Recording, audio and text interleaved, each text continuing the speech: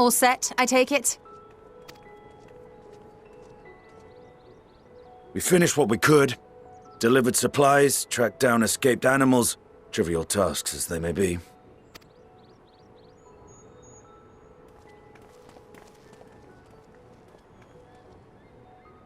That's enough, don't you think?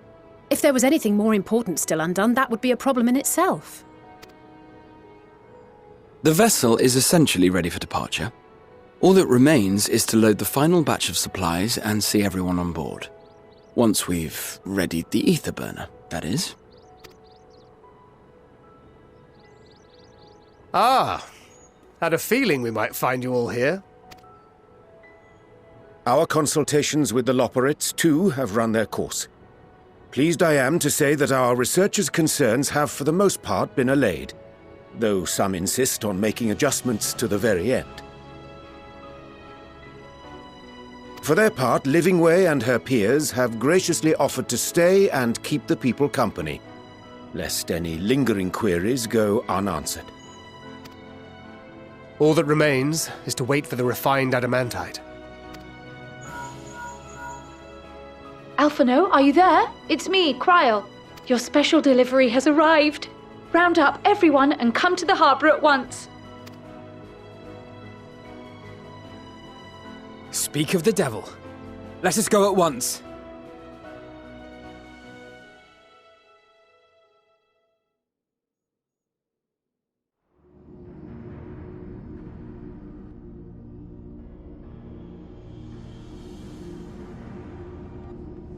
Forgive the intrusion, Master Fortuner. I bring urgent news. A great commotion has broken out in Scholar's Harbour. Your presence is requested, with all speed.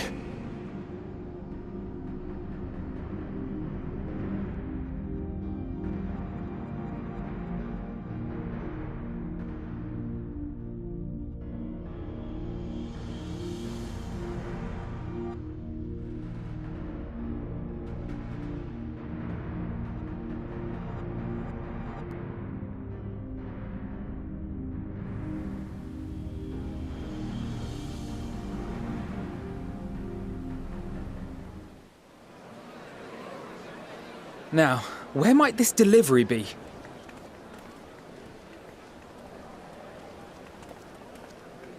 Oh.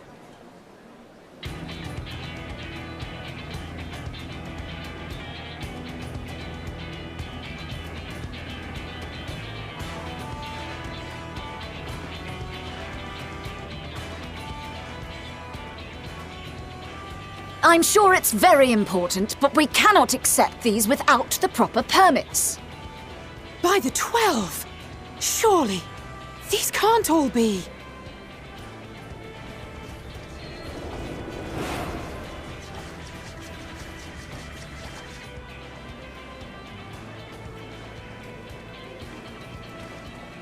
Bleeding hellfire! They're bringing them by sea and by air. All these folks in these crates.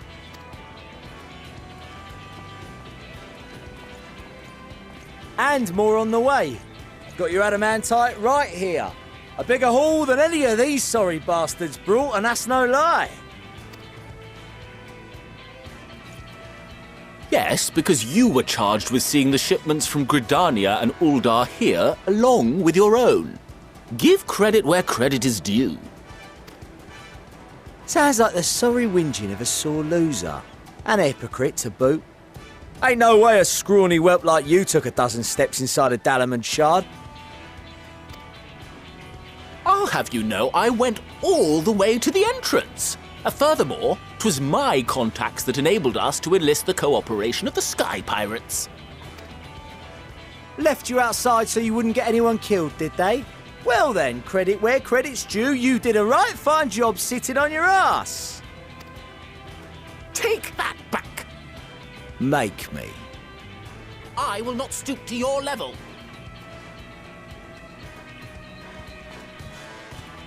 My, what a grand welcome party. Hancock and Soroban. We come bearing relics both sacred and Allegan, as well as a few other gifts that may be of help. to be presented with best wishes from the Eastern Alliance. I myself have come with a sacred relic of Rayson Temple. 'Twas passing fortunate that Senri's dango craving brought us to Kugane. We arrived precisely as Hancock was making his arrangements. Upon learning of your need, we made haste back to Hell's Lid, with our dango, never fear, and consulted with the other auspices. All consented to the lending of Tenzin's legendary Phoenix Blade for this noble cause. Suzaku and Seiryu were nevertheless worried that it might be lost in transit, however, and insisted upon accompanying me to Onokoro, where I had intended to entrust it to our Confederate allies. I thought instead to give it over to Hancock when we chanced to cross paths yet again. But alas, Seiryu remained ill at ease, and ordered me see the blade into your hands personally, or die trying. We did, of course, need quite the impressive vessel to get it all here in time. Fortunately, our majestic associates have been more than helpful. 'Tis an honor to join the Warrior of Light on another adventure, they tell me.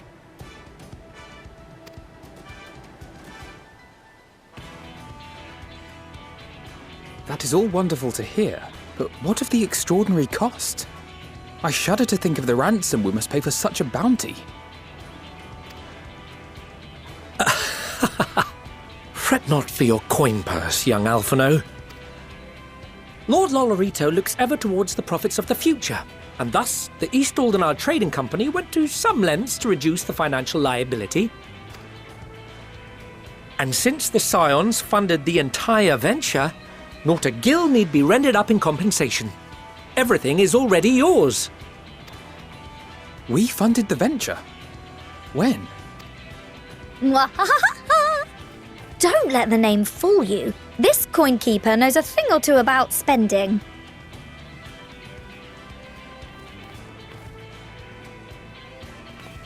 When it comes to capital investiture, a sprinkling of gil here and there will not do. You need enough savings to make waves when it really counts, which is why frugality is paramount. We also had the benefit of a generous patron. Generous being rather an understatement. She has supported us from the shadows since the very founding of the Scions. We even had coffers to fill. Mother! Amelians. I remain, of course, an entirely neutral party. I simply thought our family's coffers were needlessly full. We can hardly take them with us on your teeny-tiny toy boat, now can we? And 'twould be a shame to leave all that hard-earned wealth unspent.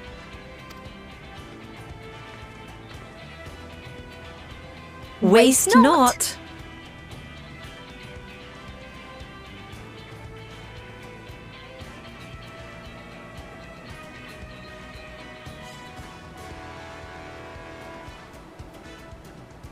However did you manage so much in so short a time, though? We expected word to reach only a fraction of our allies. Did I not tell you I have my ways? Erenville, you were involved too. I received a letter from Cryle after we parted ways in Labyrinthos. She explained what the Scions were trying to accomplish, and why you might soon require the services of the Gleaners, spread across the world as we are. I pray you do not interpret this as a betrayal of Charlia. I accept that the Forum's aim in pushing us to our limits was to preserve what knowledge we have, and I bear you no ill will for it. Yet, in collecting that knowledge, what I came to appreciate most about our star is that there remains so much we do not know. That is why I chose to help the Scions. to combat the obliteration of those countless undiscovered wonders. I held no illusions that they would be less demanding taskmasters. Though, rest assured, if I had, I would have been sorely disappointed.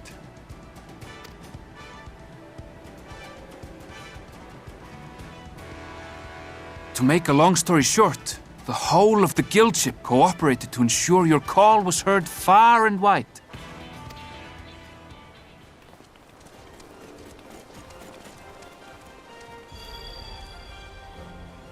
What's this about a ship that can fly to the moon? And why didn't you mention it sooner? The one time you don't beg my aid, your problem's a bloody ship that can fly to the moon! Sid! You brought the team! Of course! Garland Ironworks' finest. You need only point us towards my new favorite ship. Oh, I nearly forgot. We stopped by Whirlit before coming here and picked up a package from Gaius. He's still of the mind that actions make for better penance than words, contrite or otherwise, so we offer none of the latter.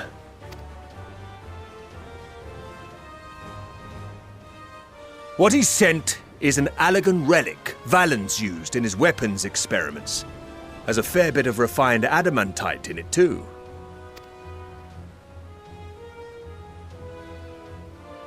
As you like as not suspect, we've also brought adamantite for Mordona's Dalamud shard. I admit to some consternation upon first receiving Kryl's message. So few scions remain at the Rising Stones now. Far too few for such an expedition.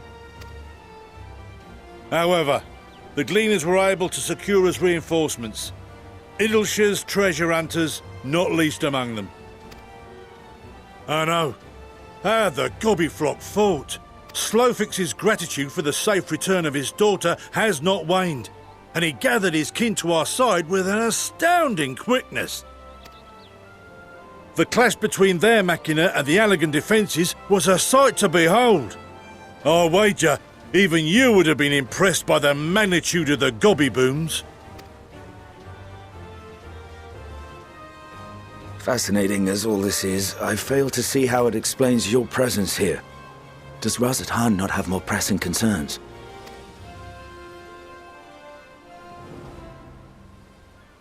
We do. Yet averting the final days would be the most expedient solution. That, and I am indebted to you.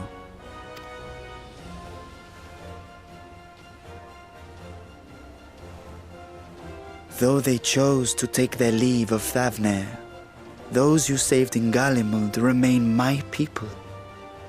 My gratitude is beyond words. 'Tis appropriate that I aid you in kind. If in the doing we bring salvation to others of this star, so much the better. You will recall that I spoke of my father, Midgard Summer, and his journey across the great expanse. As he traveled betwixt the stars, his resplendent scales drank of the ether in those nigh empty surrounds, and imparted to him the strength to persevere. Thinking they might further your cause, I called out to my kin for consent. Ajdaya's answer was silence. As ever, Tiamat and Chrisvelgre, however, responded favorably to the suggestion. My sire, too, stirred from his slumber long enough to speak and say, "Very well." Thus have I brought you his own worm scales. Fit them to your purpose, and seek a worthier fate for us all.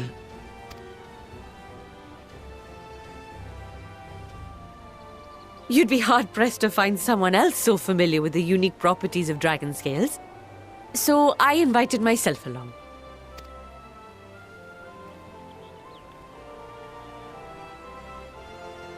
Bugger me, this is so unbelievable. I've gone right back round to believing it again. Forget a 6% gain in efficiency. With all these goodies, we could get 7, no, 10, no, 14 bleeding percent. Think of how far we could go! What we could do with that much power! What we could blow up! If Kokol is duly convinced, then it must be true. In which case, the Scion's end of the bargain has been fulfilled. Would you not agree?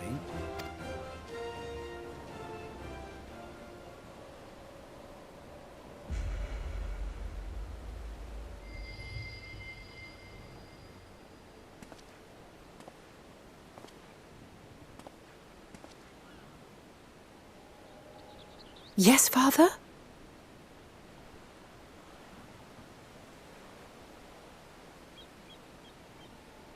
I know not what you seek of Hydaelyn, nor for what purpose you would take command of our ship. Yet this much is certain. To do so will be to dictate the fate of this star and the lives upon it, the lives of each and every creature, in their magnitude and their fragility. Do you understand? And are you prepared? We have seen and we have felt how much each life shapes this world. And so we are determined to abandon none. We understand what is at stake, and we are prepared to bear this burden.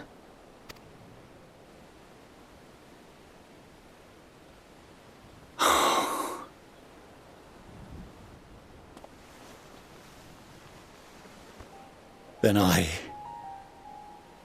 will bear it with you. I beg you, share your struggles with me, as family.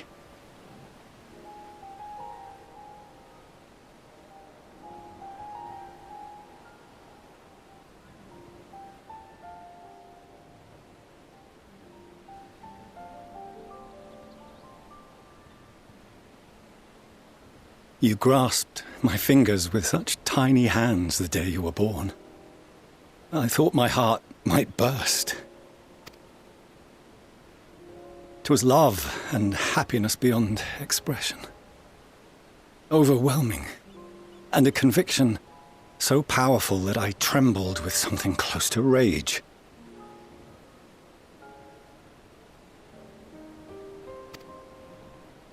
I had heard the final days foretold. I swore to myself then and there that I would not let them steal your futures.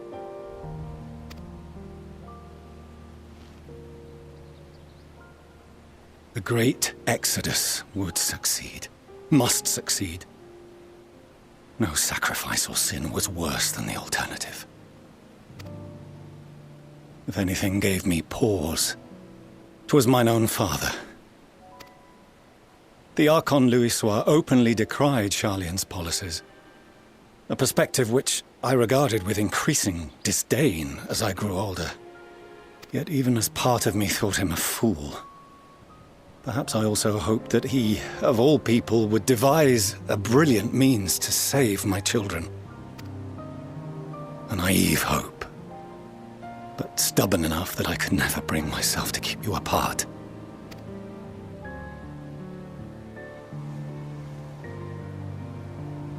No, that was his doing, when he perished at Cartano, as we pulled that twisted slab of Dalamud from the sea.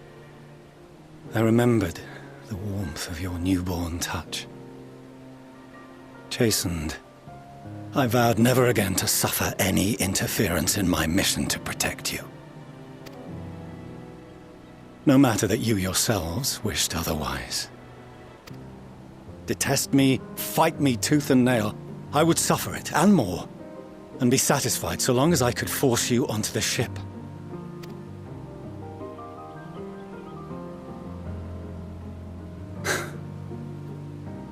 I was wrong. You two have grown so much stronger and so much wiser than I dared dream. You have earned the right to walk your own path and already begun to do so.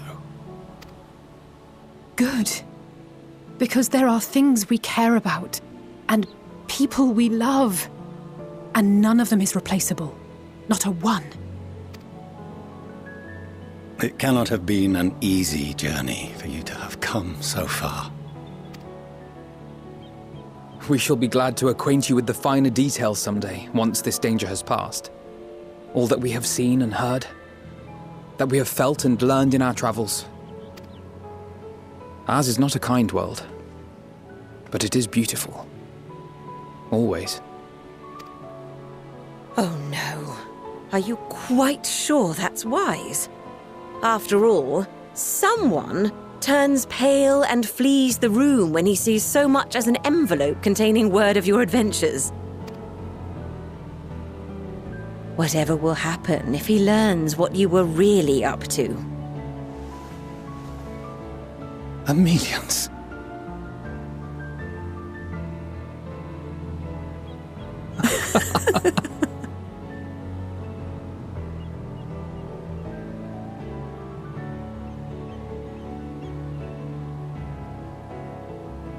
Though I have wronged my children most gravely, I owe you an apology as well. I assumed that it was the Scion's influence that made them so keen to charge headlong into danger. Yours, in particular. I see now that said influence instead brought them together with the many fine people gathered here today. In which case, I hope you continue to guide them.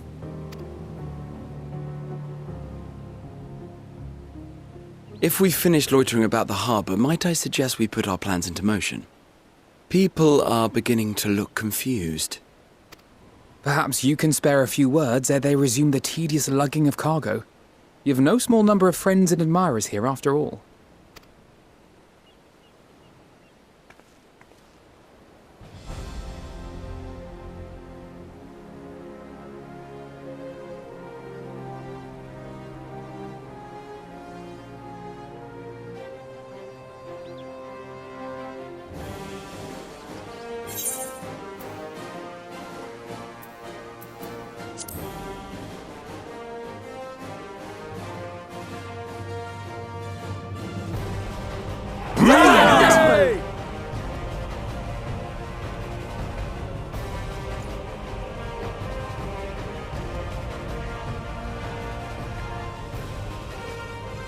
Your assistance is appreciated.